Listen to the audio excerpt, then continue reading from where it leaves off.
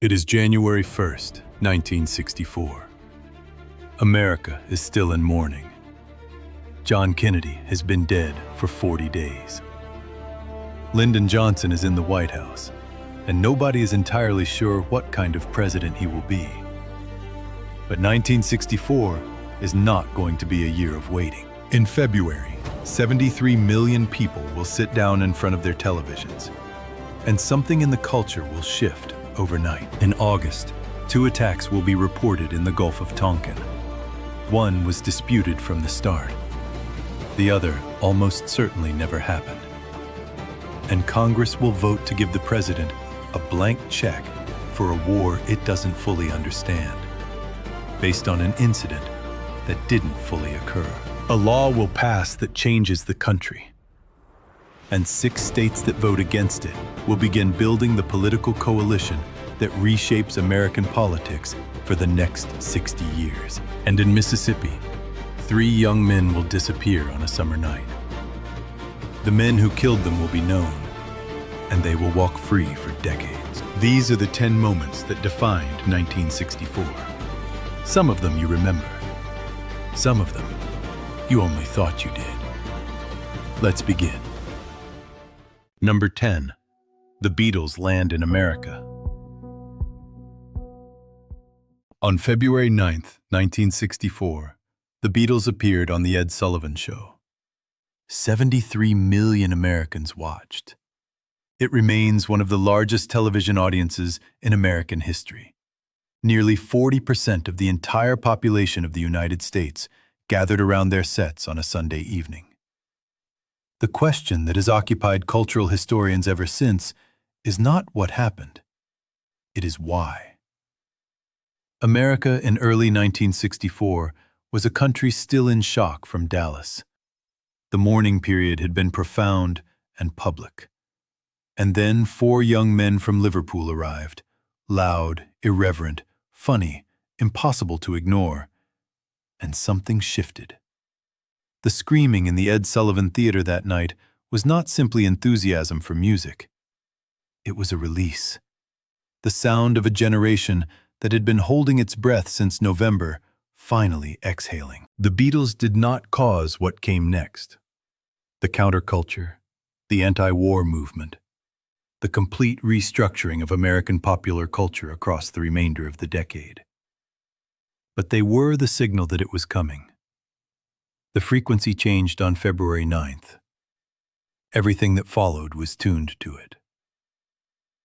What does it mean when a culture is ready to be changed, and the thing that changes it arrives from somewhere no one was watching? But what happened next would overshadow even this. Number 9. The Gulf of Tonkin incident. On August 2nd, 1964, the USS Maddox, an American destroyer conducting surveillance operations in the Gulf of Tonkin, was attacked by North Vietnamese torpedo boats. The attack was real. The Maddox returned fire. No American casualties. The incident was serious but contained. 2 nights later, on August 4th, the Maddox and a second destroyer reported a second attack.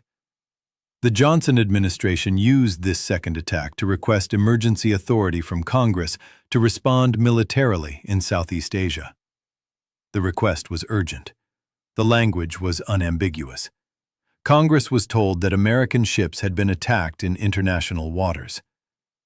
What Congress was not told was that, within hours of the reported attack, the commander of the Maddox had cabled Washington with serious doubts. He reported that the radar contacts and sonar readings that had triggered the alert may have been false, the result of freak weather conditions, an inexperienced sonar operator, and the tension of a crew already on high alert from 2 nights before. Secretary of Defense Robert McNamara received these doubts. He did not pass them to Congress.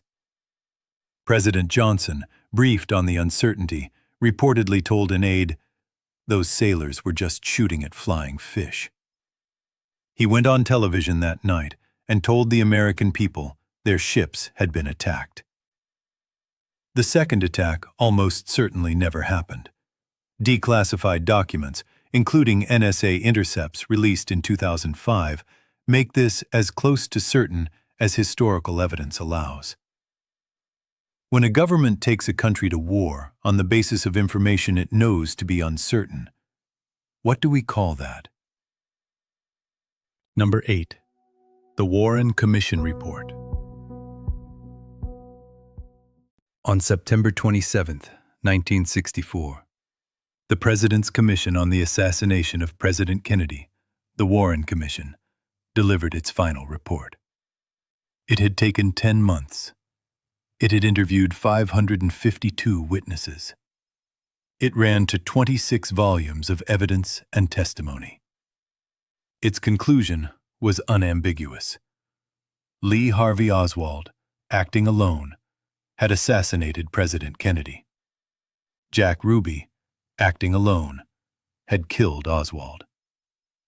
The American public received the report with significant skepticism, and that skepticism has never fully gone away.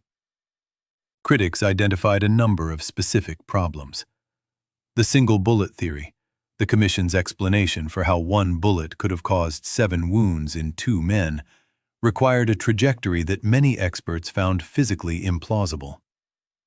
Key witnesses reported hearing shots from directions inconsistent with the book depository. Evidence was collected, handled, and in some cases lost, in ways that would not meet basic standards of modern forensic investigation.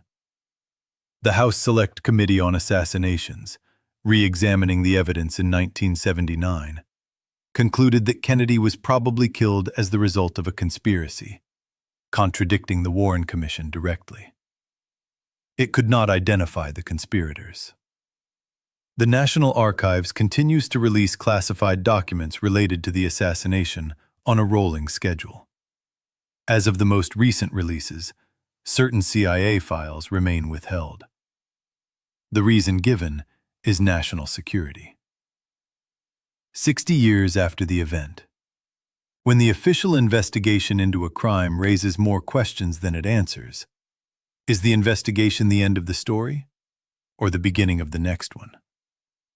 And yet, the real weight of 1964 was still ahead. Number 7. Freedom Summer, Mississippi. In the summer of 1964, approximately 1,000 young volunteers, most of them white college students from the North, traveled to Mississippi to help register black voters. Mississippi in 1964 had a black population of approximately 45%. Fewer than 7% of eligible black voters were registered. The barriers were not accidental. They were architectural. Poll taxes, literacy tests, administered selectively and impossibly. Registration offices open only on certain days at certain hours. Economic retaliation against anyone who tried. And the ever-present threat of violence. The volunteers fanned out across the state, setting up freedom schools, canvassing neighborhoods, sitting with families at kitchen tables, and explaining the registration process. Local black Mississippians, who had been told their whole lives that voting was not for them, began to believe, perhaps for the first time, that it might be. The violence came quickly. More than 30 homes and churches were bombed or burned. 80 volunteers were beaten. More than 1,000 were arrested. And 3 volunteers, James Chaney, Andrew Goodman, and Michael Schwerner, disappeared on June 21st. Their bodies were found 44 days later, buried in an earthen dam on a farm outside Philadelphia, Mississippi. Freedom Summer did not achieve its immediate goal of registering large numbers of voters. Mississippi's resistance held. But the volunteers returned to the North with testimony about what they had seen. And that testimony helped build the political pressure that produced the Voting Rights Act of 1965. What does it cost to go somewhere you are not wanted, knowing that the cost might be everything, because you believe someone else deserves a right they have never been given? Number 6. the Civil Rights Act of 1964. On July 2, 1964, President Lyndon Johnson signed the Civil Rights Act into law. It had been the longest Senate debate in American history. 83 days of filibuster by Southern senators who were determined to kill it. It survived. The act was comprehensive in a way that no previous civil rights legislation had been. It prohibited discrimination based on race, color, religion, sex, or national origin in employment. It prohibited segregation in hotels, restaurants, theaters, and other public accommodations. It gave the federal government enforcement tools that previous civil rights laws had conspicuously lacked. As Johnson signed the bill, he reportedly turned to an aide and said, "We have lost the South for a generation." He was right. But it was not a generation. In the 1964 election, 5 of the 6 states that voted for Barry Goldwater were in the Deep South. States that had voted Democratic for nearly a century. That realignment deepened and spread over the following decades. The political map Johnson looked at the night he won his landslide was the last map of its kind. The Civil Rights Act of 1964 remains one of the most consequential pieces of legislation in American history. Its passage cost the Democratic Party the South. Johnson knew it when he signed it. He signed it anyway. What does it mean to make the right decision knowing exactly what it will cost, and sign it anyway? We're only halfway through 1964. What's coming will surprise you. Number 5. Muhammad Ali versus Sonny Liston. On February 25, 1964, a 22-year-old named Cassius Clay stepped into the ring at the convention hall in Miami Beach to fight Sonny Liston for the heavyweight championship of the world. Nobody gave him a chance. Liston was the most feared heavyweight on the planet, a former convict with ties to organized crime, a punishing left jab, and a reputation for destroying opponents before they could find their rhythm. The oddsmakers had Liston as a 7-1 favorite. Several ringside journalists did not bring scorecards because they expected it to be over before the first round ended. It was not over in the first round, or the second, or the third. Clay moved, constantly, brilliantly, with a speed and footwork that Liston had never encountered and could not track. By the 6th round, Liston's eye was cut and swelling. At the start of the 7th, he did not come out of his corner. He quit on his stool. Clay ran to the ropes and screamed at the press below, "I am the greatest! I shook up the world!"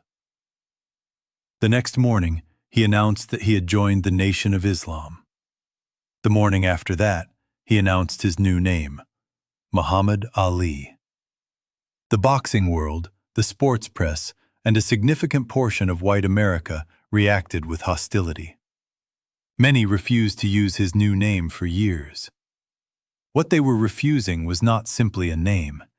It was the claim it represented, that this man would define himself on his own terms, and that no institution, no press corps, and no tradition of deference had the authority to tell him otherwise. What does it mean to be the best at something, and to use that platform to become something the world wasn't asking for? Number 4. The 24th Amendment. On January 23, 1964, the 24th Amendment to the United States Constitution was ratified. It abolished the poll tax in federal elections. The poll tax had been used since Reconstruction to prevent poor Americans, and specifically poor Black Americans in the South, from voting. In practice, it was a modest sum, typically $1 or $2 per year. But in states where sharecroppers earned almost nothing and where the tax had to be paid months in advance of the election, it was an effective and durable barrier. 5 states still had active poll taxes when the amendment was ratified. All 5 were in the Deep South. All 5 had used the tax as an explicit instrument of disenfranchisement for decades. The amendment had been introduced in Congress repeatedly since the 1940s. It had been blocked, filibustered, and tabled every time. It took the political pressure of the civil rights movement, the death of Kennedy, and the legislative momentum of the Johnson administration to finally push it through. It covered only federal elections. Poll taxes in state elections were not abolished until the Supreme Court struck them down in Harper v. Virginia in 1966.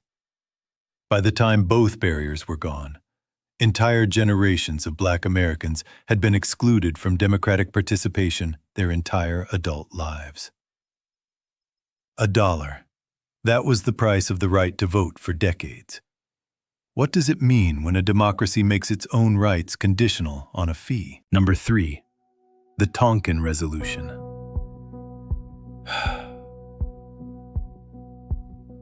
And at number 3, the vote that sent America to war without ever declaring one.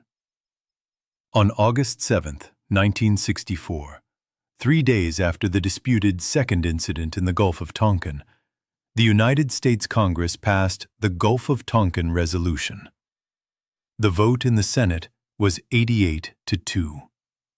In the House, it was unanimous. The 2 senators who voted against it, Wayne Morse of Oregon and Ernest Greening of Alaska, were dismissed by their colleagues as obstructionists.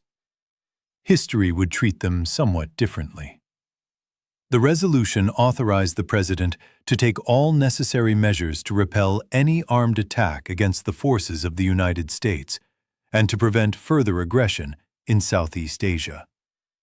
It contained no declaration of war. It set no geographic limits. It specified no end conditions. It was, in the language of Senator Morse, a blank check. And he said so on the Senate floor before the vote. Johnson used the resolution as the legal basis for every subsequent escalation of American involvement in Vietnam. In 1965, the first combat troops. In 1966, the bombing campaigns. By 1968, more than 500,000 American soldiers in Vietnam. More than 58,000 would not come home. The resolution was passed on the basis of an incident that almost certainly never occurred. McNamara, who had withheld the doubts from Congress, said in his 1995 memoir, "We were wrong, terribly wrong." He said this 30 years after the vote. By then, the names were already on the wall. When a government takes a country to war on the basis of a lie, and the people who knew it was a lie say nothing for 30 years, what do we owe the dead? Number 2. The Johnson Landslide. On November 3, 1964, Lyndon Johnson won the presidential election by the largest popular vote margin in American history to that point. He received 61% of the popular vote. He carried 44 states and the District of Columbia. His opponent, Senator Barry Goldwater of Arizona, carried 6 states, his home state, and 5 states of the Deep South. Goldwater had campaigned on a platform that included opposition to the Civil Rights Act, skepticism about federal power, and a hawkish foreign policy that Johnson's campaign successfully framed as dangerously extreme. The famous Daisy ad, broadcast only once, showing a little girl counting flower petals before a nuclear explosion, was pulled from the air after a single airing, but the image circulated for weeks. Johnson won in a landslide, and the 6 states that Goldwater won contained the blueprint for everything that followed. Those 5 southern states, Mississippi, Alabama, Georgia, South Carolina, Louisiana, had been Democratic for nearly a century. They voted for Goldwater because Johnson had signed the Civil Rights Act. In the elections that followed, they never returned. And as the decades passed, the coalition that began in those 6 states expanded, absorbing the white working class of the Midwest, the suburbs of the Sun Belt, the evangelical South. Johnson won the biggest election victory of his era, and in doing so, he set in motion the political realignment that would eventually end Democratic dominance of American national politics. What does it mean to win so completely that your victory plants the seeds of your side's long defeat? Number 1. The Mississippi Burning Murders. And at number 1, the moment that defined everything else. On the evening of June 21, 1964, 3 civil rights workers left Meridian, Mississippi in a blue Ford station wagon. Their names were James Chaney, Andrew Goodman, and Michael Schwerner. Chaney was 21 years old, a black Mississippian from Meridian. Goodman was 20 years old, a white student from New York City on his first day in Mississippi. Schwerner was 24, a white Corps organizer who had been working in Mississippi for months and was well known and deeply hated by local white supremacists. They were stopped by Neshoba County Deputy Sheriff Cecil Price on a traffic violation. They were held in jail for several hours. When they were released, they were followed out of town. Their station wagon was found burned the next day. The FBI launched one of the largest investigations in its history. It took 44 days to find the bodies, buried in an earthen dam on a farm outside Philadelphia, Mississippi. All 3 had been shot. Chaney had also been severely beaten. 19 men were identified as participants in the murders, all of them members of the Ku Klux Klan, many of them law enforcement officers. The state of Mississippi refused to prosecute. Federal prosecutors charged 18 men with civil rights violations, the only available federal charge. 7 were convicted. The longest sentence handed down was 10 years. Several of those convicted served 3 years. The state of Mississippi did not bring murder charges for 41 years. In 2005, Edgar Ray Killen, one of the organizers of the murders, was convicted of manslaughter on the 41st anniversary of the killings. He was 80 years old. He died in prison in 2018. James Chaney was 21. Andrew Goodman was 20. Michael Schwerner was 24. They were in Mississippi because they believed black Americans had the right to vote. They were killed for it. And the men who killed them were protected for decades by the state that was supposed to prosecute them. Justice that arrives 40 years late. Is it still justice? Or is it something else? An acknowledgement that the wrong was done, offered long after it can matter to the people it was done to. 1964 ended with a country that had changed, and not yet understood how completely. The Beatles had arrived, and the culture had shifted.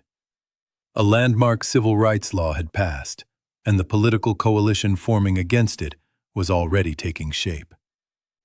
A war had been authorized on the basis of an incident that probably never occurred. 3 young men had been murdered in Mississippi, and the men who killed them were already walking free. 1964 is remembered as a year of progress, and it was. But the price of that progress was paid by specific people in specific places whose names are not always attached to the victories their sacrifice helped produce. James Chaney, Andrew Goodman, Michael Schwerner. 21, 20, 24. Remember them. If you found this video worth your time, subscribe to Reminder Machinery. Every week, we return to a year that shaped the country you're living in, and we tell you the full story. The next year is waiting. Let's go.